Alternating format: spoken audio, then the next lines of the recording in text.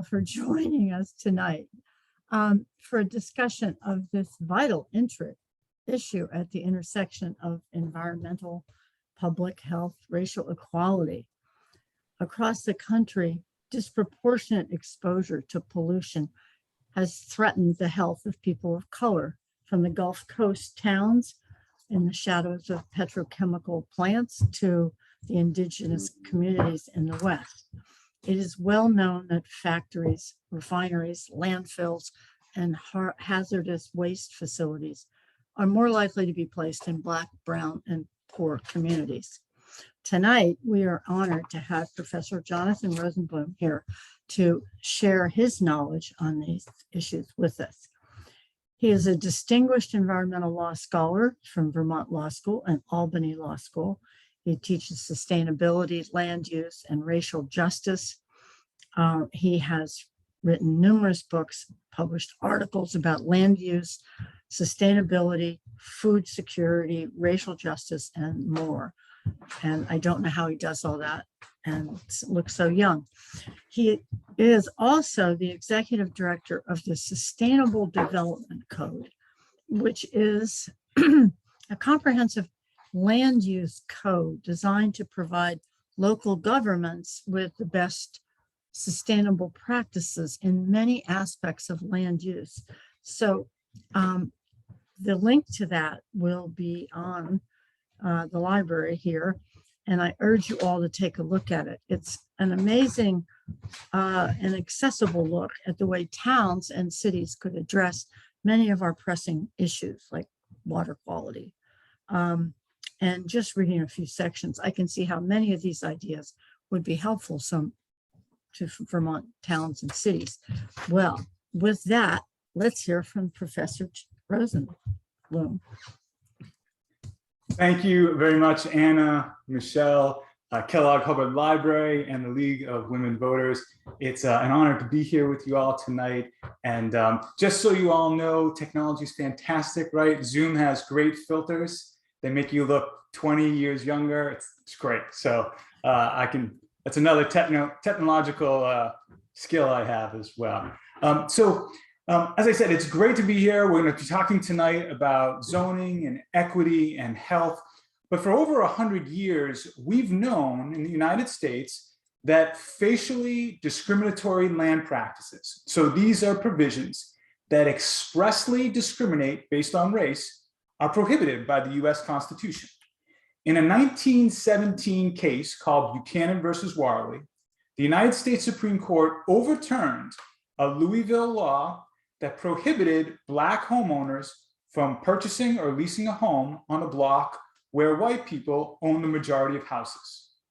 Since then, and for over a century, explicit race-based zoning has been illegal in the United States. Yet when we look around at our cities, our counties, our towns, and communities, many are not only segregated, but also plagued with systemic inequality and racial injustice. And so what's happening? And important for our discussion here tonight, what role does zoning play in exacerbating those inequalities, particularly when it comes to health?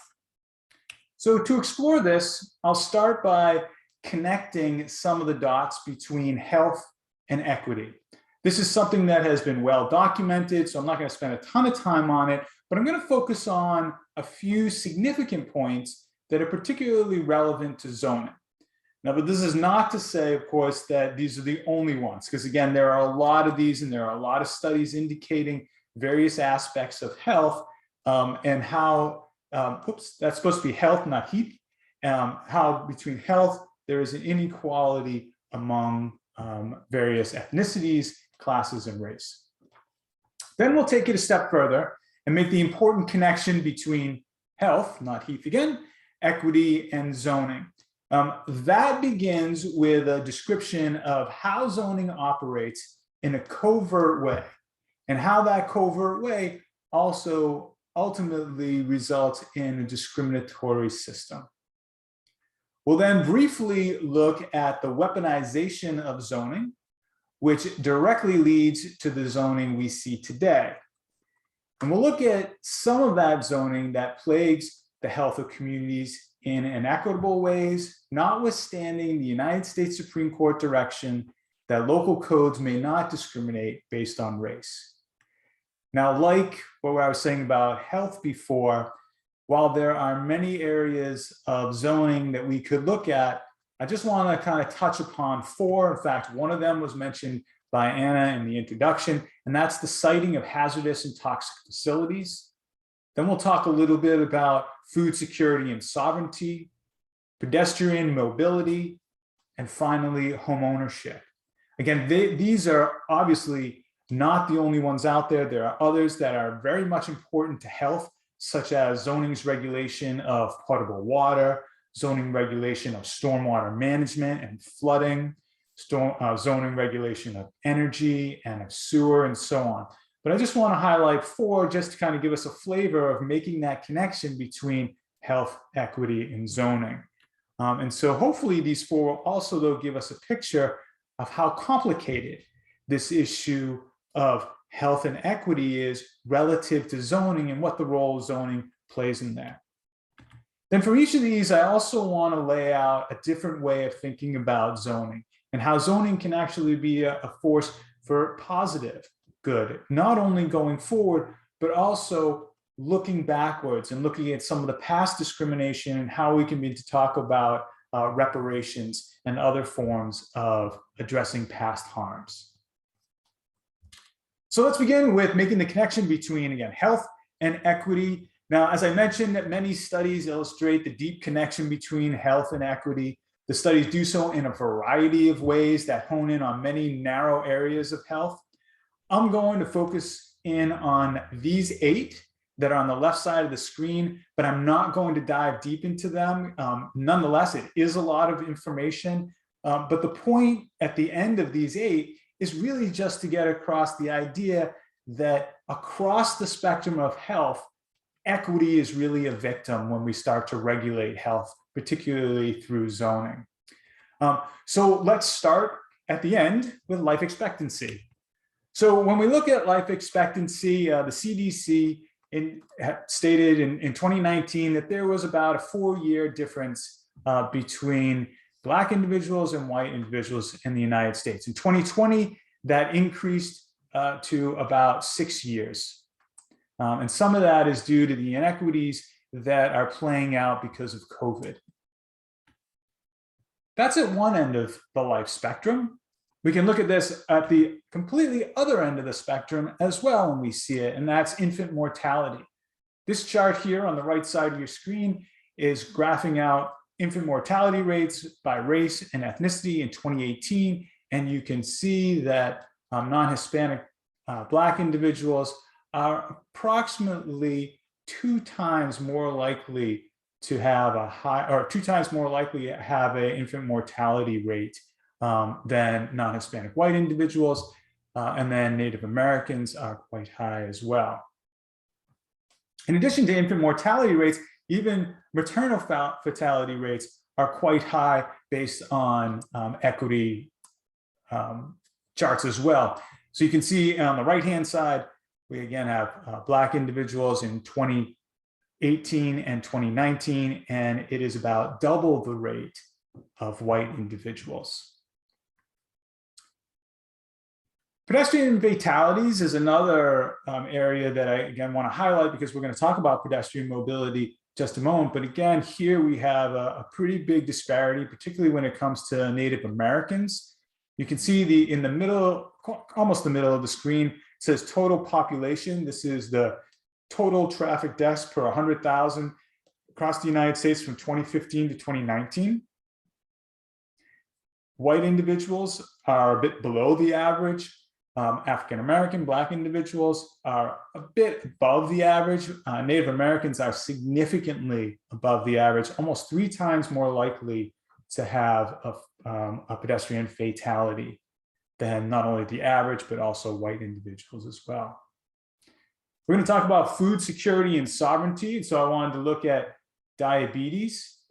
And you can see in this chart that Black individuals have a percentage have a much higher percentage, almost double the percentage of white individuals to have diabetes in the United States. Same with Hispanic individuals, and then Korean individuals are on the right-hand side of the screen, also quite a bit higher. Asthma as well, very similar statistics, but here there is a little bit closer with white individuals and Hispanic individuals.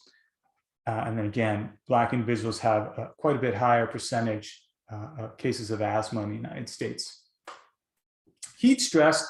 So this is an important one for purposes of land use, because this is really pertaining to the amount of concrete and asphalt areas, but also the amount of buildings. Do we have any trees to kind of abate some of the heat that is coming from the power of the sun?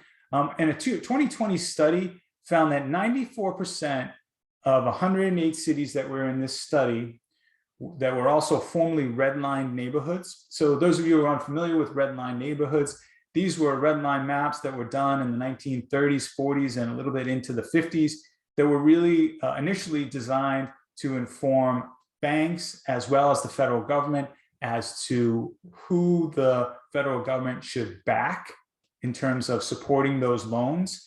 And many of these instances, if not all of them, the sole criteria for being a redlined area was the individuals living in that area. Were they African Americans? Were they immigrants? Were they Jewish? And a couple others. There's a really wonderful website called Mapping Inequality, and I can get you the link for that, but it's called Mapping Equality. It's out of the University of Richmond, where you can not only view these maps, but more important or more relevant for this point I'm making right now is you can actually click on the redlined area and look at the justification that was used to create that redlined area. And in there, you'll see exactly what they're talking about. And that's when they say, this is a redlined area because it is 100% Jewish area, or it is a predominantly African-American area, or something along those lines.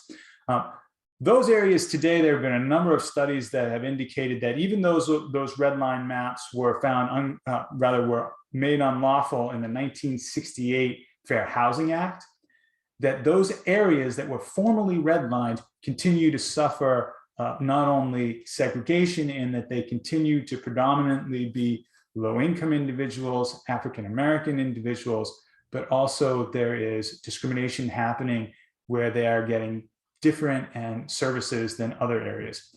In this particular study, they were looking at how warm it gets. And so meaning that, again, looking at what is on the ground. Is it mostly concrete or is it vegetation and that kind of thing? So here it says they were nearly 5 degrees warmer on average than a non-redlined neighborhood, though some cities showed differences as much as almost 13 degrees difference, which of course, it's really even hard to think about that level of difference when we start getting into some of the summer weather and we start talking about climate change and increases in temperatures and what that's going to look like in some of these areas today.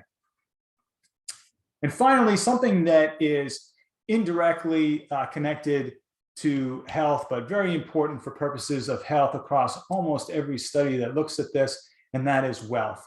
And you can see in the United States, white individuals continue to have a significant gap over both African Americans and Latinx individuals in terms of wealth. And in the United States, one of the most important asset for purposes of wealth is real estate ownership in the United States. Obviously, when you move up in income brackets, it changes, but in the United States across the board, for the most part, it is a real estate. And that, of course, plays directly into zoning.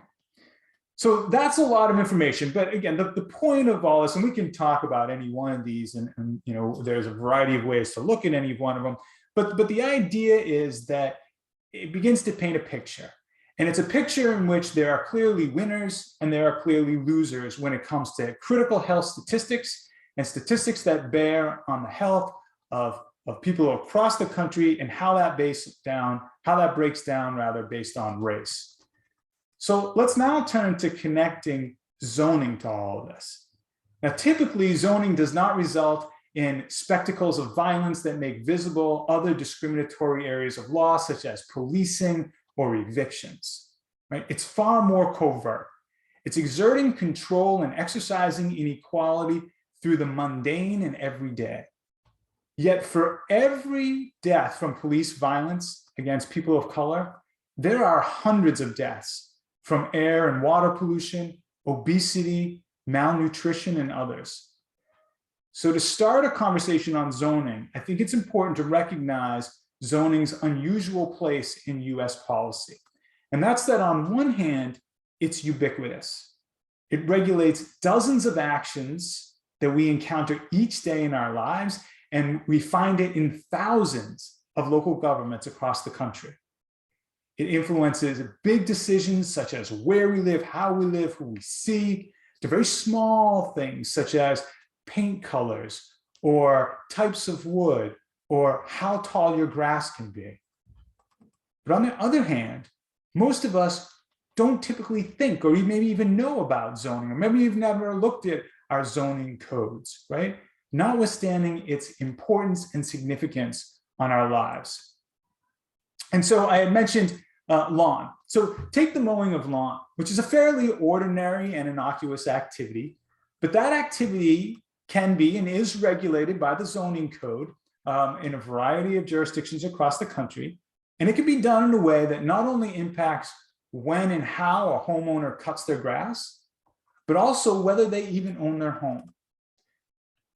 So on March 15th, 2021, New Orleans Mayor Cantrell signed a new law amending the city's existing grass cutting provision. The amendment lowered the maximum permitted grass height from 18 inches down, which was in the old law, down to 10 inches in the new law.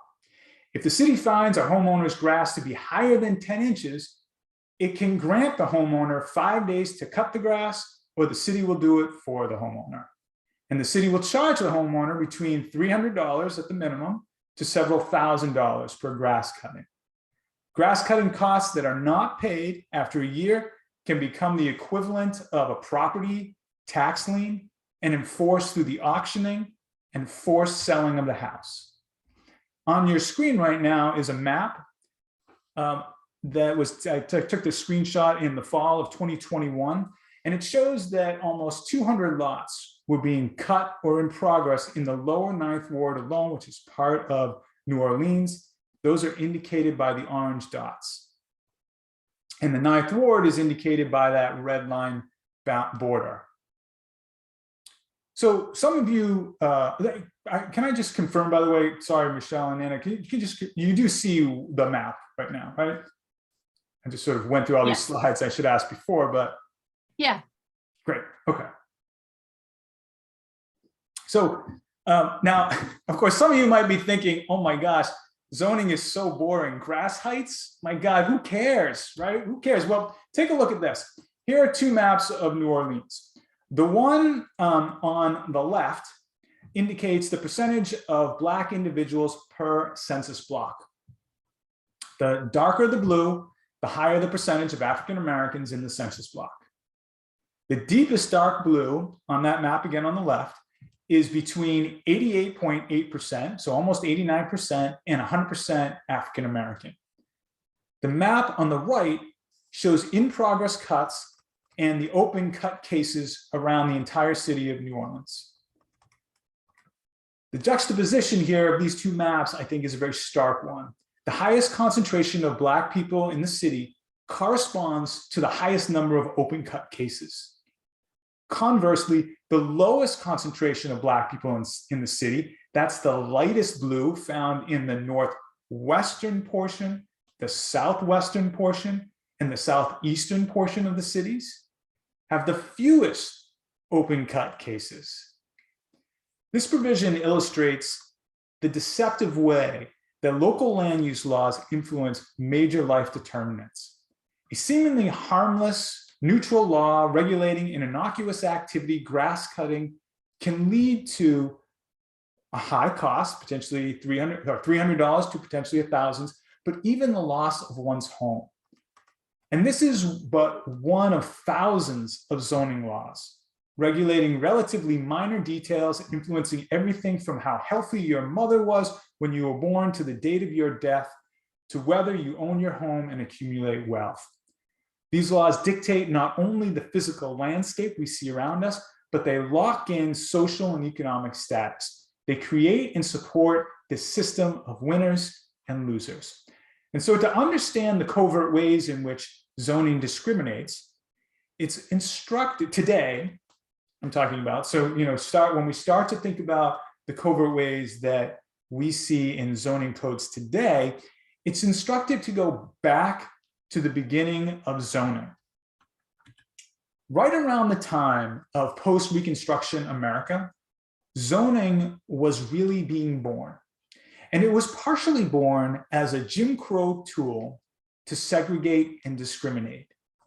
In 1910, 6 years before the first comprehensive zoning ordinance was enacted in New York City, which was in 1916. So 6 years before that, Baltimore passed the first explicitly racist zoning ordinance. And the newspaper from Baltimore, the front page, or the page about this is on your screen on the right there. And just as a note, which this is the story in which the law came about in Baltimore, is a very complicated one that brings together many different forces that were working across the nation at the time. But it's a fascinating one. If it's one you're interested in, it's part of a book I'm writing. I'd be glad to have a conversation about this. But I just note, just for those of you who are the poets in the audience, there is a gentleman in the middle of the screen. You can see his name. It says Mayor Barry Mahal. To the right of him is City Solicitor Edgar Allan Poe, not the poet. That's Edgar Allan Poe, his great nephew. And so he was the city solicitor of Baltimore, though, that approved this ordinance that stated that African Americans cannot purchase or lease a home on a block where the majority of individuals are white. Well, that was the first law to go through like that in the United States. It was 1910. It spread like wildfire across the country, particularly in areas of the South. I've highlighted Baltimore's on the screen now. You can see 1910, but I also highlight Louisville, Kentucky's. Louisville, Kentucky's was passed in 1914. That was the law that was challenged in that case that I described at the very beginning, that was ultimately struck down by the United States Supreme Court in 1917 in Buchanan versus Warley. So why do we need to go back to this? Well, we need to go back to it because there were basically three ways that local governments then began to regulate land following Buchanan versus Warley. Number one, some just simply ignored it. They pretended it did not exist, and they continued to pass and enforce explicitly racist zoning ordinance. Apopka, Florida, for example, had its unconstitutional segregation zoning ordinance enforced until 1968, almost 50 years after the decision. Birmingham, Alabama enforced its racial zoning ordinance until 1950. And West Palm Beach, Florida passed a race-based zoning ordinance in 1929, 12 years after Buchanan was decided. And it kept its ordinance on the book until 1960. So some just simply ignored it. Second, some tried to draft around it. Now, what they did here is they claimed that the Buchanan decision, was about property rights. They continued to pass race-based land use ordinances that did not directly involve property rights. So how did they do that? Well, a couple big examples. One was that they looked to planning. Now, a comprehensive plan, which is another step in regulating land use, but is different than zoning. Comprehensive plan, it was claimed for purposes of regulating by race, did not directly involve property rights because it was an idea of the city saying, this is what we want to be in 20 years, right? So it was just sort of almost hypothesizing and stating its ideal of what it wanted to be over time, but it wasn't directly affecting people's property rights. But so an example here, the Atlanta City Planning Commission passed a comprehensive plan 5 years after Buchanan that explicitly segregated lands by, among other things, dividing the city up into, quote, R1 white district and, quote, R2 colored district. But again, because this was a comprehensive plan, they claimed it didn't directly affect people's property rights. Another way that local governments did this was an example out of Richmond, Virginia, and it attempted to redefine zoning districts based on mixed marriages, saying if you had a mixed marriage, you could not live in these areas. All of these attempts were ultimately struck down, and it obviously took time to strike them down. But so these were all ultimately struck down.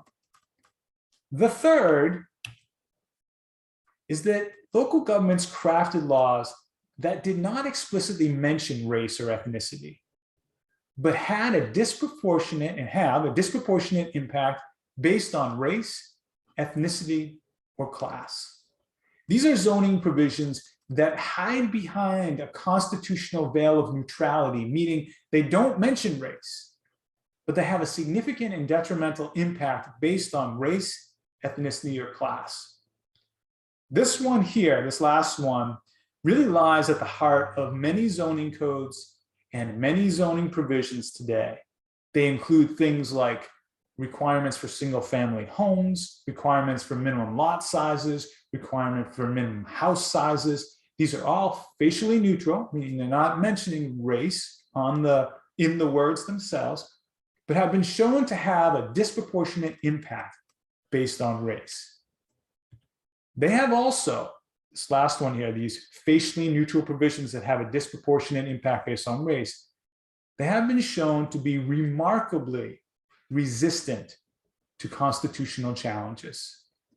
In a series of Supreme Court cases, 3 of the most important are on your screen: Washington versus Davis, Village of Arlington Heights, and Personal Administrator of Massachusetts versus Feenley. These cases, as well as others, the Supreme Court refused to hold that a law which is neutral on its face is invalid under the Equal Protection Clause simply because it may affect a greater proportion of one race than another. Rather, the court ruled that land use laws that are facially neutral will only be struck down if the plaintiff can show the local government passed the law, at least in part, because of, not merely in spite of, its adverse effects upon an identifiable group. So while we could read into these cases and parse out some of the language, the practical effect has been that communities across the country have adopted land use laws that are neutral on their face, but have a disproportionate impact based on race or class. And such laws cover a broad spectrum of issues. To give you a sense of the breadth of these issues covered and how we might change our approach to zoning to address health inequity, I'd like to look at 4 areas previously mentioned, where zoning can and has played a role in equity and health. For each of these areas, I'll describe some of the existing laws and then offer up some alternatives as to how we might begin to think about reform.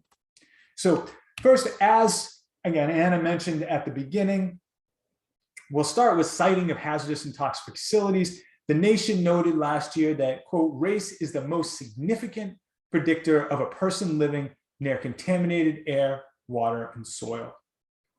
And then the other bullets I have on the screen lay out more of those numbers, but they're all the same. They all paint the same picture, which is that individuals of color are living much closer to Superfund sites, to hazardous waste sites, to oil refineries. In fact, here is the EPA, the Environmental Protection Agency, has a wonderful mapper where you can create a variety of different maps to compare who's living where and the relationship of where they are to many of these sites. The map on the right side of your screen shows the prevalence of people of color in Albany, New York. The darker the red, the higher the percentage of people of color. The map on the left shows proximity to Superfund sites. with red being the highest concentration of people close to a Superfund site, and dark yellow being the second highest.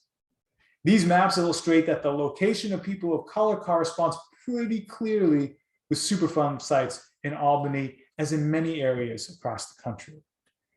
Similarly, again, the map on the right is a map of the percentage of people of color, this time in Eastern New York. And the map on the left is population proximity to hazardous waste sites. Like Superfund sites, the two correspond pretty closely. And in many areas across the US, again, you can find maps like this as well. So what can we do about it? Well, some things to think about are first, make sure there is a better, more equitable distribution of future placements. And we do this by mapping where health and equity are factors in the jurisdiction. So that takes some time, but this is about correlating the individuals on the ground with what is actually being used on the ground and the quality of air, soil, and water. Now, of course, making sure that people of color are not only meaningfully participating in the creating of these maps, but are actively in place for purposes of decision-making and creating the criteria that will be used for the basis of the decision-making. Next, once we have these maps, so we know where the inequalities exist, we then begin to place the new facilities in locations with a more equitable distribution based on the mapping. This can be done in the comprehensive plan, it can be done in the zoning map, and it can be done in the zoning language. Now, a more difficult question is what to do about already cited facilities. For this, some cities are taking an old tool called amortization and putting it into a new use. Amortization is when a city determines that an existing use, like hazardous waste facility, are no longer permitted in the area they were once permitted. So I have three examples of a city taking this approach on the board here. The first is, by the way, as Anna mentioned, I run this thing called the Sustainable Development Code. All of the examples I'm going to talk about are either already on the website as part of the Sustainable Development Code, or they are from projects that are working through our editorial process and will be on the website relatively soon. National City, California is one example of a city that has used amortization to address the siting of these uses. So National City is about 88% people of color and has an asthma hospitalization rate that is 50% higher than just the county-wide. So not even looking at the nation, but just its county, it's 50% higher than its county. And it decided to use its amortization ordinance, existing one, to address facilities that are making air unhealthy for local citizens. Similarly, Dallas, Texas has successfully used its amortization provision to terminate smelting operation, which was located in the low-income, predominantly Hispanic community of Cadillac Heights. And Lauderdale, Florida provides that any scrap metal processing plant in a certain portion of the city is permitted to continue only until November 30th, 2025, and then it will be prohibited. Census data indicates that Lauderdale is almost 80% Black or African American. So there is one area where we can begin to think about using zoning to improve health in a more equitable manner. Of course, this is about unwanted uses. We might also want to consider incentivizing beneficial uses, such as hospitals, trying to find, again, mapping out where are the hospitals located.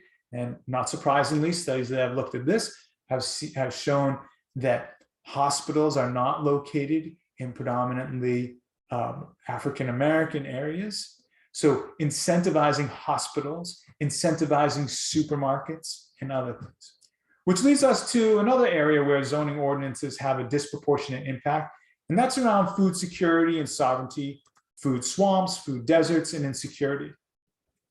A food swamp is an area in which large numbers of unhealthy, energy-dense food offerings inundate or swamp out the relatively few healthy food offerings. There's a lot of studies on food access and equality. Some of those studies indicate that African Americans are more likely to reside in food-challenged areas. In 2020, 14.8% of households with children were food insecure. Food insecurity is defined as a lack of consistent access to enough food for every person in the household to live an active and healthy life. And this can be temporary or it can be permanent. More than 38 million people, including 12 million children, face food insecurity across the US. And again, a variety of statistics are also set up on the board, including the last one, 55% of Black individuals, 40% of low-income individuals, 42% of individuals without a high school diploma are at risk of nutrient deficiency or anemia. So in short, where healthy and affordable food options exist, individuals are less likely to be either obese or lacking nutrition. So let's look at a couple of different ways zoning is negatively impacting access and control over food and nutrition and healthy foods and how we might change some of that. So we'll look at this from a couple different perspectives. First, you can see in the first three bullets on the upper left side of the screen, it says current state, prohibiting production and prohibiting sale. So what we're finding in local zoning codes across the country is that many local governments are limiting production of fruits and vegetables and livestock on site. For example, they're prohibiting vegetable gardens in the front yards. They're limiting the type of gardens. They're limiting composting, accessory needs like fencing or equipment, and prohibiting various types of livestock. Related to that, many local governments are also prohibiting the sale of goods produced on site.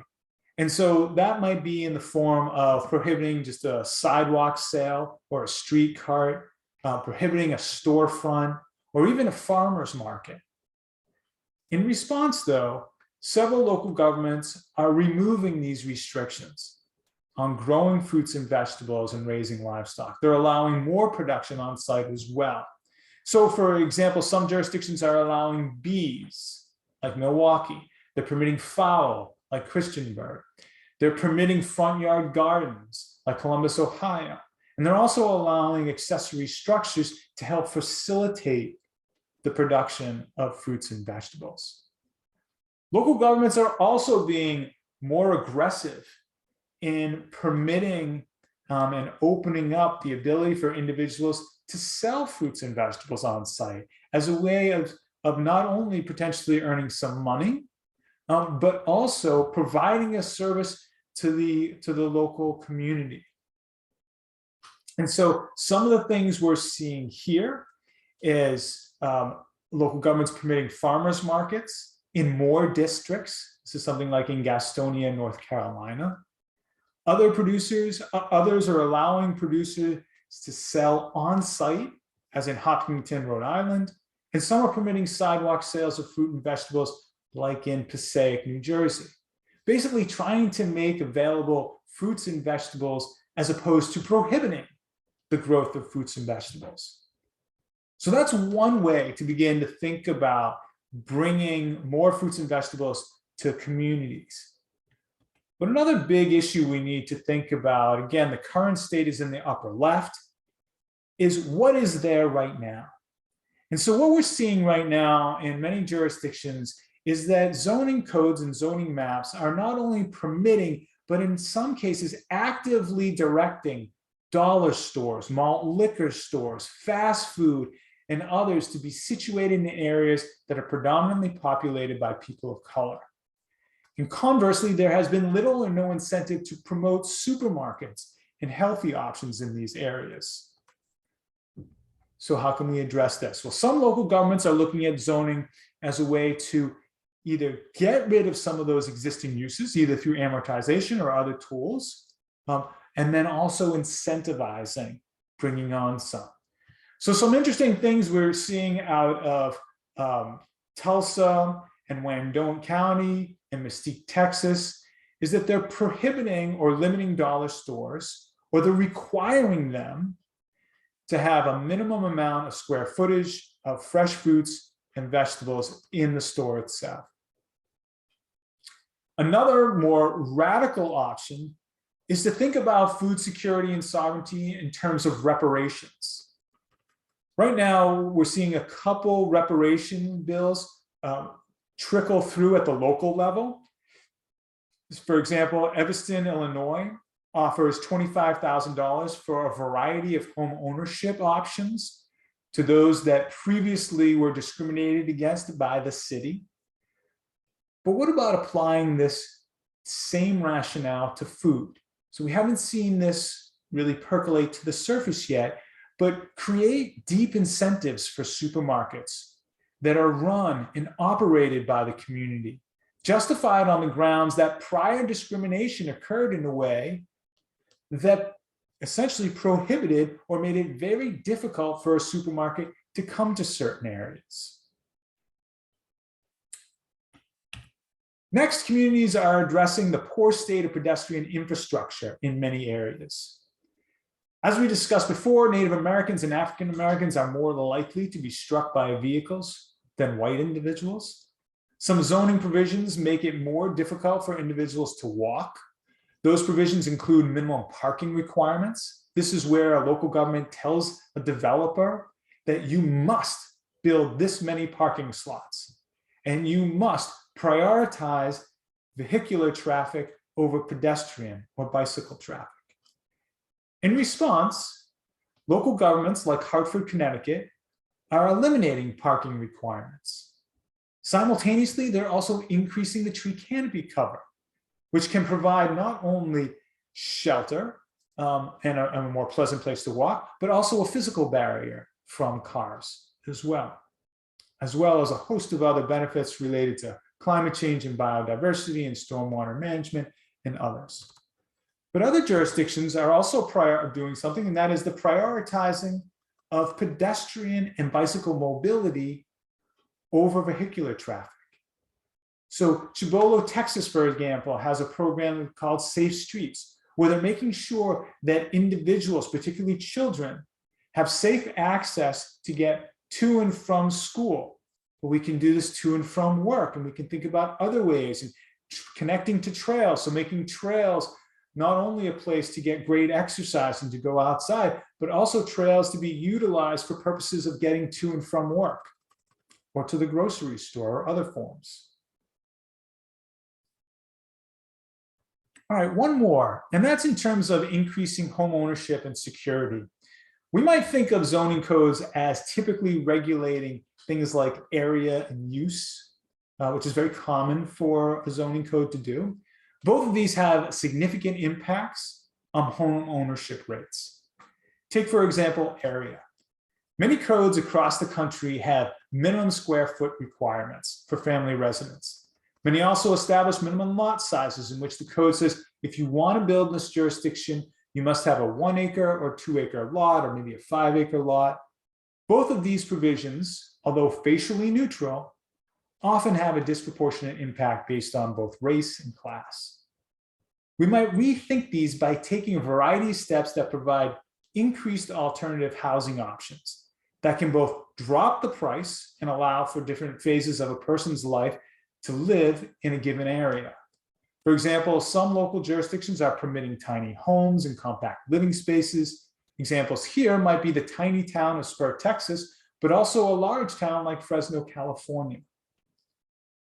On one hand, we might allow smaller homes, and on the other hand, in the second to the bottom bullet on the right side of your screen, we might set maximum size for single-family residents.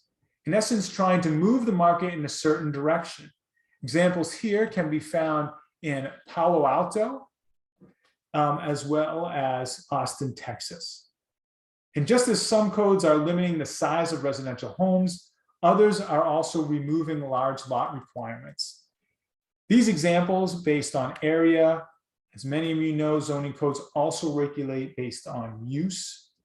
So for example, in the bullets under current state, some of the ways in which zoning codes regulate use are to require the single-family homes, or relatedly, they prohibit multifamily or mixed unit uses, or they prohibit accessory dwelling units. This is a a smaller unit that's connected to a single family house.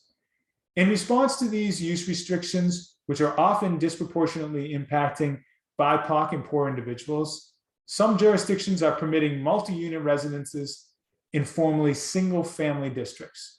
Others are permitting a variety of unit sizes within districts. Redmond, Washington, and Bainbridge Island, Washington are examples of this. And across the country, some examples in which we're seeing many jurisdictions look at homeownership differently through the lens of zoning. Now, I want to conclude with just a quick word on the infrastructure bill. Again, I'm not going to dive deep into it. There's a lot to it. But as we begin 2022, infrastructure bill funds are going to start to percolate their way into local government funding. Many of the issues embedded in the bill are zoning related.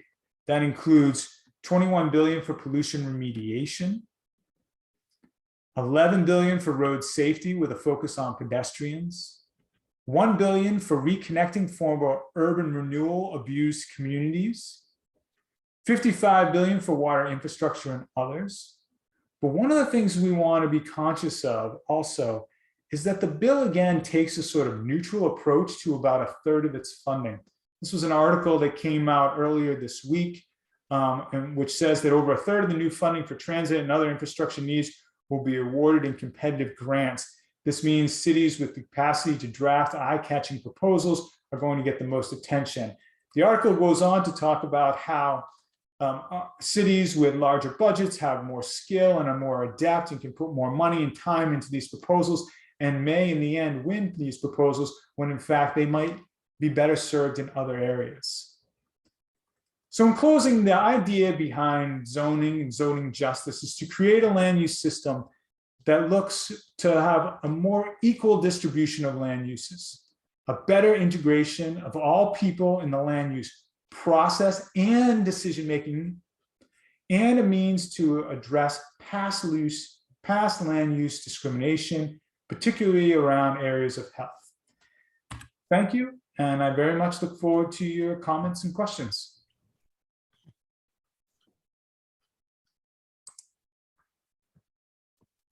There was an article in the New York Times today, which was talking about a place in the South where people did not have septic tanks. They had basically, what they called the pipe. And they were concerned that they weren't going to be able to get any of the federal funds because they, weren't powerful in the city government. What can people do about that? Yeah, Anna, thanks for that. That's a great question and a great issue. The issue of sewer, and I didn't see the article in the New York Times, but this issue has been kicking around for a couple of years. Well, it's been kicking around for a couple of decades, several decades, but there was a really great New Yorker piece. If anyone's interested, you can email me and I'll get it to you, about 2 years ago, where someone dove down into a county, I believe it was in Georgia, and looked at this issue. And just like you said, these were areas where it was the pipe was the discharge, which basically means that it ran right into the backyard front yard where kids were playing, and the incidence of all sorts of fecal-borne diseases were much higher in those areas.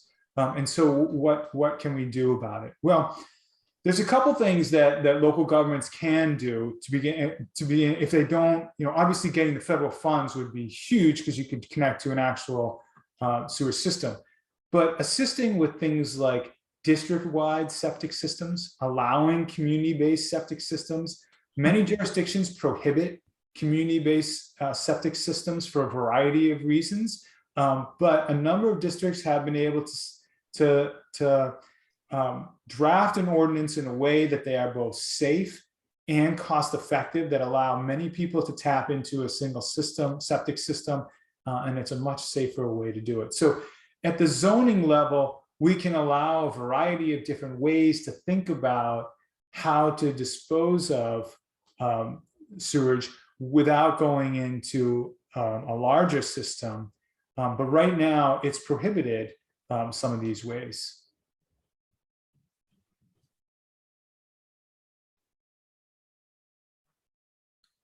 So I'm getting the sense from your um, information that perhaps one of the best things people could do would be to get themselves on planning commissions and zoning boards, because those positions are often held by people who are, contractors or people who have a vested interest in what happens in their town. Yes, and I'm not, and so there are layers of this. So first, for those of you that are familiar with the system of land use, it does vary by state. Most of it's governed by state law, and then it filters down to the local governments. And depending on state law, local governments have a variety of options. Sometimes they only have one option in terms of the process and the structure. But if we take, it sounds like, Anna, the system that you're talking about is you make an application to the Planning Commission, and the Planning Commission reviews it. So one level that we would look at is, yes, getting people on a Planning Commission. Another level would be getting on a Board of Supervisors or a City Council that is responsible for creating the specific rules that direct the Planning Commission.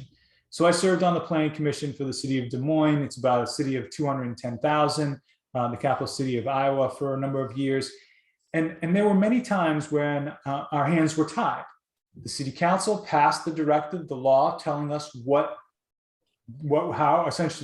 how this particular issue, when it comes up, is to be dealt with. And so unless there was some other rationale for not following that, we had to follow that. So the Planning Commission, one level, City Council, Board of Supervisor, another level. And then, of course, there's always the state, right? The state, at the end of the day, has what's called preemption power over local governments, and they can pass laws. But that's not necessarily directly on the ground kind of things that we're talking about. But yes, get involved. It's the short story, I guess. Thank you.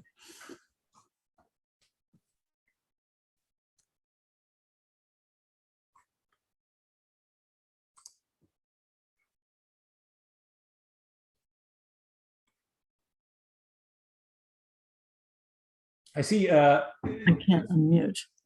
Oh, I was just looking very quickly at some of these. Some of the. Did you have a question, Anna? I was just looking at some of these, and I'm going backwards, but maybe I should go the other way. I should go from the earliest one first. But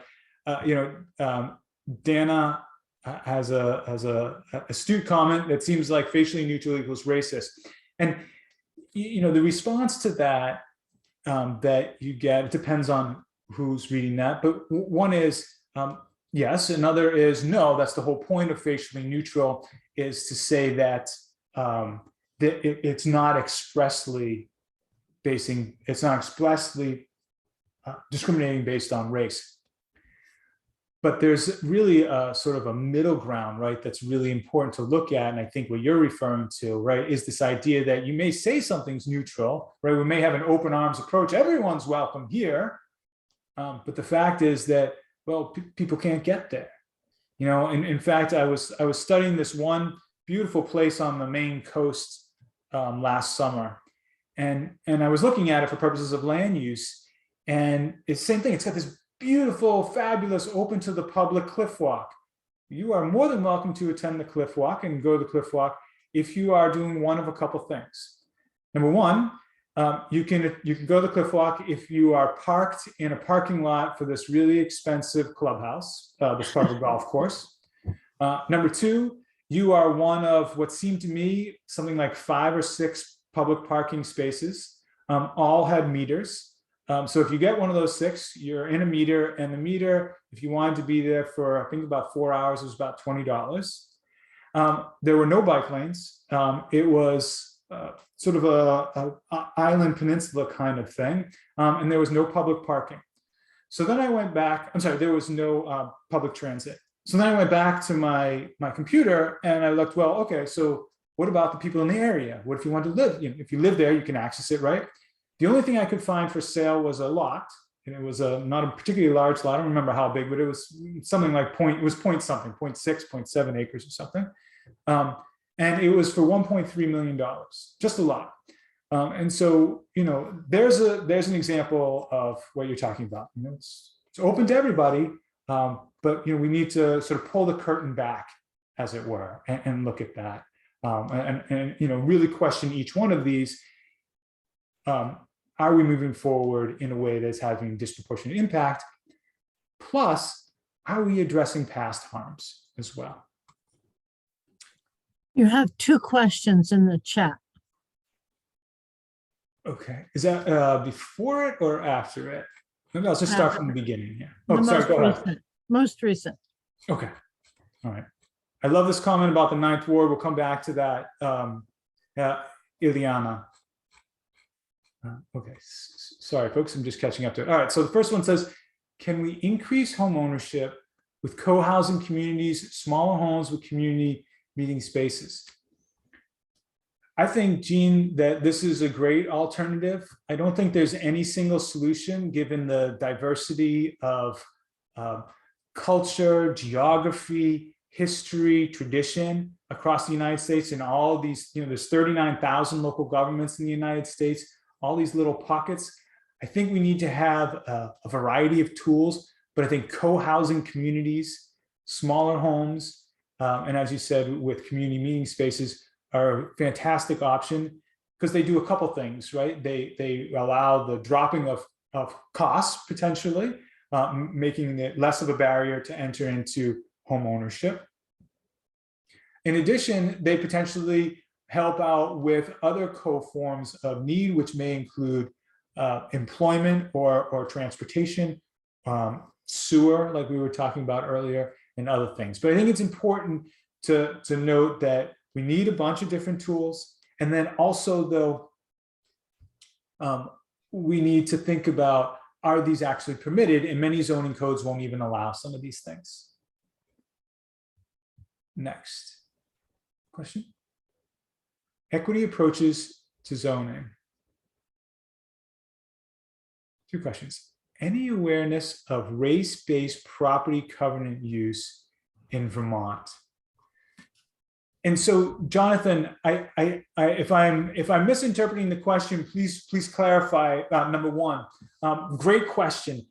So, what we're talking about here, again, the question is any awareness of race-based property covenant use in Vermont, and what I believe we're talking about here are covenants either in a deed or covenants as a group covenant among individuals, where we're cross-covenanting and saying, you won't sell to... Oh, yeah, we got it, Jonathan. Did you want to clarify it all, Jonathan?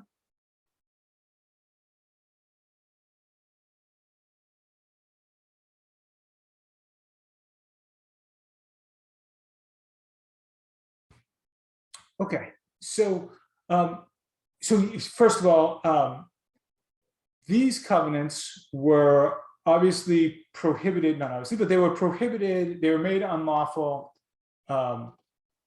first of all, by the United States Supreme Court in a case called Shelley versus Kramer in the mid-1940s.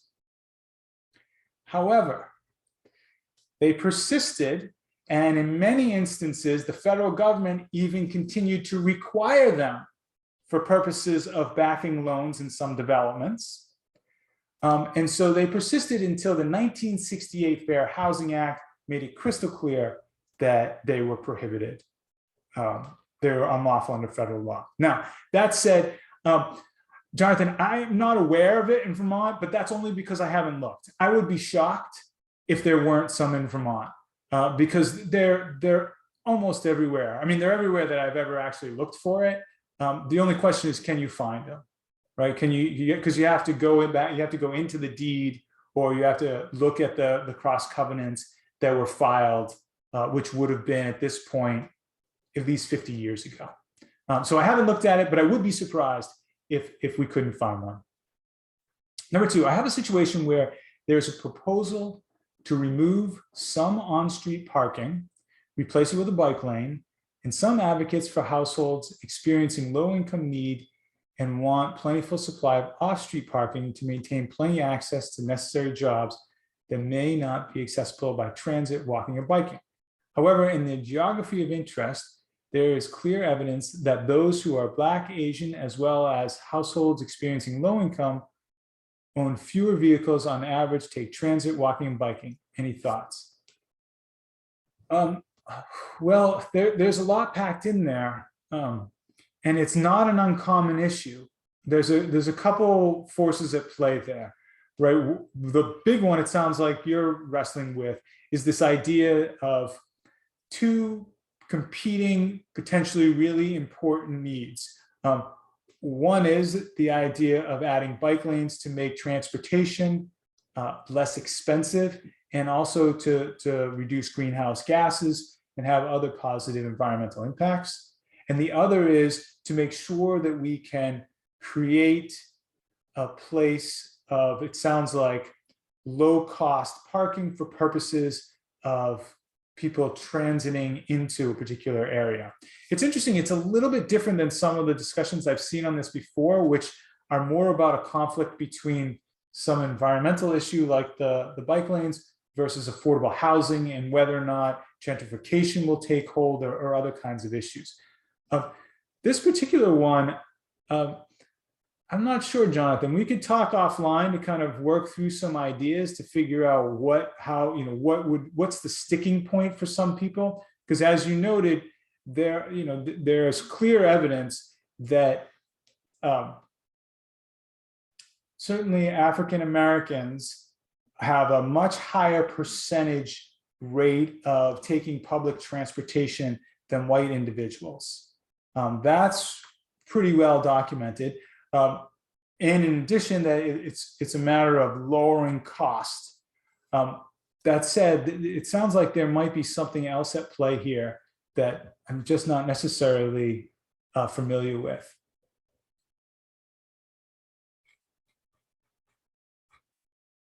Okay, let's go to the next one. Says, can we increase homeowner? Oh, we got that.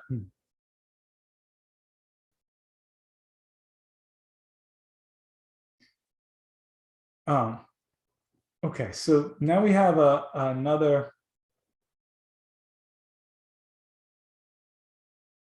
Oh, by the way, Anna has put into the text chat, if you haven't seen it, I think there was a race ethnicity-based covenant in Greensboro for a property purchased by then Chief Justice Rehnquist.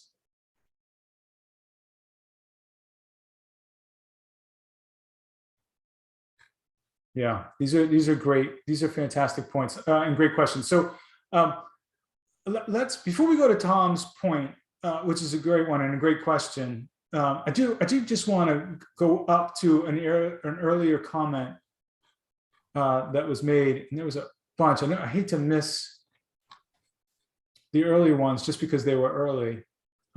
First, again, Jonathan, thanks not only for your comment, but also Jonathan has put in the chat the Richmond's redlining project, which is really, they did a great job, and you can again click into many of those.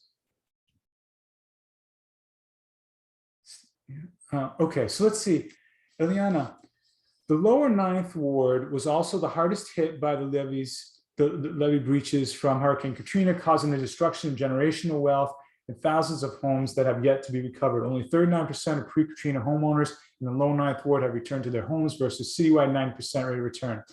I didn't know about the grass cutting regulations. The only thing sorry, go ahead, Anna.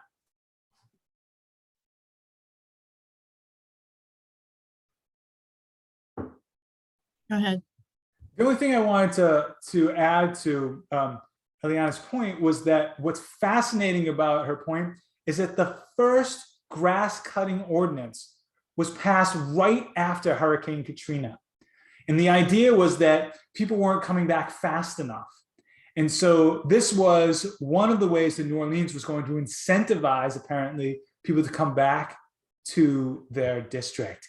And as was noted, this ordinance really made it people not want to come back, particularly in the Ninth Ward, where they may be facing thousands of dollars in grass cutting fees.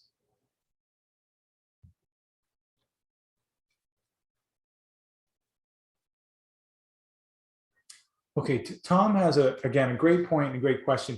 Your presentation gave us a good overview with lots of great examples. Can you expand on how these issues apply in Vermont? In some ways, poverty is a larger issue than race, and disparities are often measured by town rather than by neighborhood, which reduces the role of zoning. It's a great, great point. First of all, yes, your point about class as opposed to race or ethnicity in Vermont is, I think, dead on. I think in Vermont, we have a huge challenge.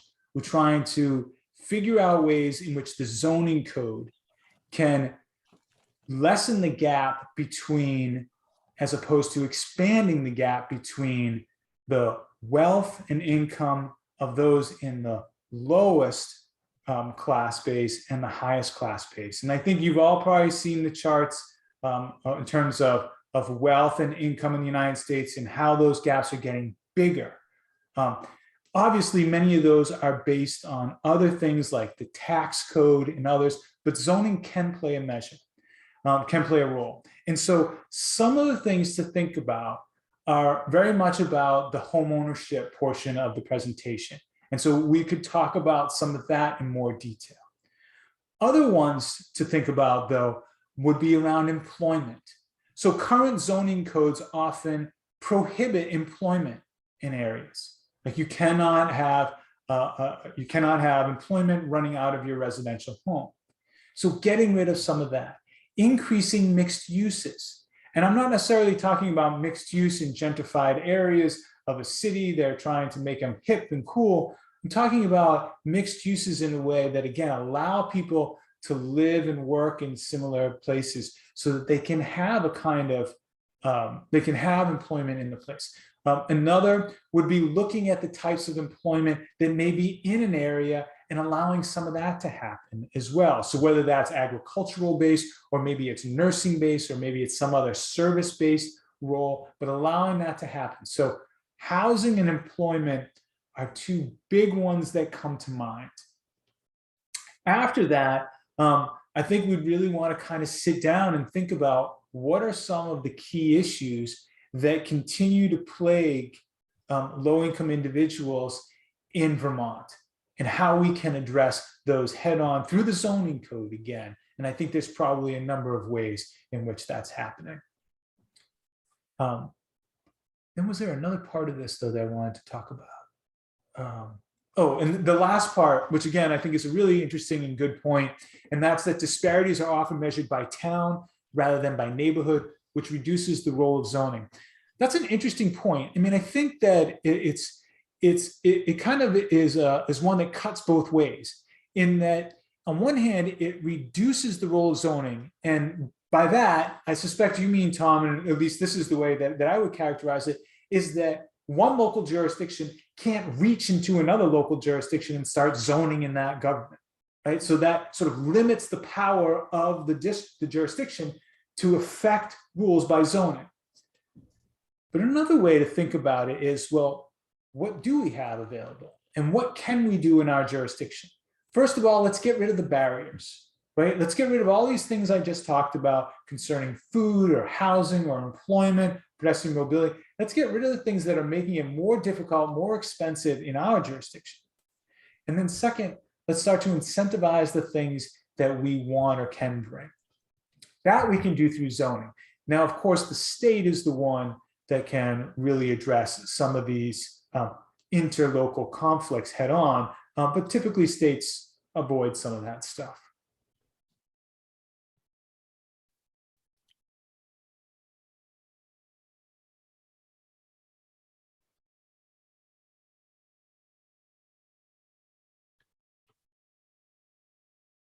A really great, again, a great point by Dana. It would be interesting to talk about the facial neutral zoning in Vermont, which impact people with less financial resources. And yes, first of all, that would be fabulous, right? It would be fabulous to do a deep dive into 20 jurisdictions, diverse jurisdictions in Vermont that go into their zoning codes and identify these facially neutral provisions. And we can look at it, as you know, and Tom notes, about based on class, or we can look at it based on race. I mean, they're also, you know, we're talking about class being important because it's the landscape we see. right? But we should also think about race as a matter of, well, why aren't we more diverse? Right? What is it that's not welcoming in Vermont? And is that something we should think about? So then we say, then Dan says, like my neighborhood doesn't allow the single family homes to be divided into rentals. Exactly. This ties my hands and is based on some assumption that these neighborhoods want to avoid something which is arguably about income and race. Feel that Vermont is good at keeping their policies very neutral, but the impact is the same. You know, what's also interesting about this, in 1926, the United States Supreme Court, in a case called Euclid versus Ambler, maybe some of you are familiar with this. Excuse me, the Supreme Court upheld zoning for the first time. That was the first time the United States Supreme Court said, under the Constitution, local governments can zone. In that case, the petitioner wanted to build his property as industrial property, and the jurisdiction said, no, you can't. We want it to be residential property. So the case was about industrial versus residential property. Notwithstanding that, Justice Sutherland, in what's called dicta, which is when the court essentially goes off on a tangent, talks about something that is not directly on point for the case or not law for the case, in dicta, on his own, decides to have a quasi rant about apartment complexes. He calls apartment complexes parasites. He says the good children over here who live in the single family homes need to be protected. Their air, their light, their water needs to be protected from these parasites over here that are living in the apartment complexes. And the reason I point that out is because, you know, here is the birth of zoning, or at least the constitutional recognition of zoning. And the court is making it crystal clear that facially neutral provisions that say no apartment complexes are okay. And so again, it just sort of, you know, that is being echoed 100 years later in, and I think Dana's comment here, or Dana. Marguerite says, a number of Superfund sites are decommissioned or current military sites and bases. Often lower income communities surround these bases. How do you get the military to do the right thing and clean up their messes? This isn't so much a zoning issue, but it affects communities that surround the bases. Absolutely, Marguerite. Yeah, it's a great point. I mean, first of all, like a lot of these issues, zoning doesn't operate in a vacuum, in that it's impacted by other local laws, state law, and federal law. And as you know, this particular one is federal law. And so how do you get them to do that? Boy, that's a tough one. You need federal support, right? You know, what would be interesting, you know, I'm not overly familiar with this, Marguerite, but it might be interesting to look at, you know, the old Fort Devens in Massachusetts. You know, that was a military site, and it became its own autonomous entity, quasi-autonomous. It's still part of 3 local governments as well. It's got this really interesting local government structure, but it might be interesting to see if that did have a cleanup associated with it, and then reaching out to them and saying, well, how did they do that? How did they get that done?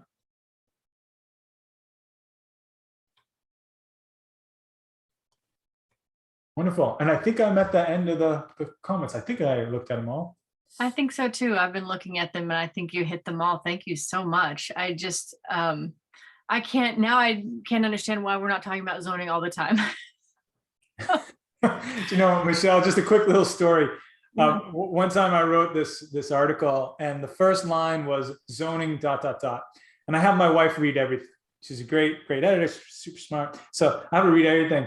She didn't even get through the first sentence, and she said, "You cannot start an article with zoning." I feel like I learned so much. I feel like from what the comments are, I feel like we just didn't know how important it is. And I feel like the questions were excellent. What a great community we have. And we're able to really tease out, even more. So thank you so much. It just was a really great presentation. Thank you. And thank you everyone for your questions. Yeah, thanks everyone for being here with us tonight. Can we get the slides? I can certainly forward them if you can get them to your constituents. I'm glad to forward them to you and Anna. Sure Okay. thing. What I can do is if you give them to me, I can put them on the Kellogg-Hubbard Library website with the video. Okay. So if people want to see them, you can go to the adult programs page of the Kellogg-Hubbard Library website and they'll live there. Great.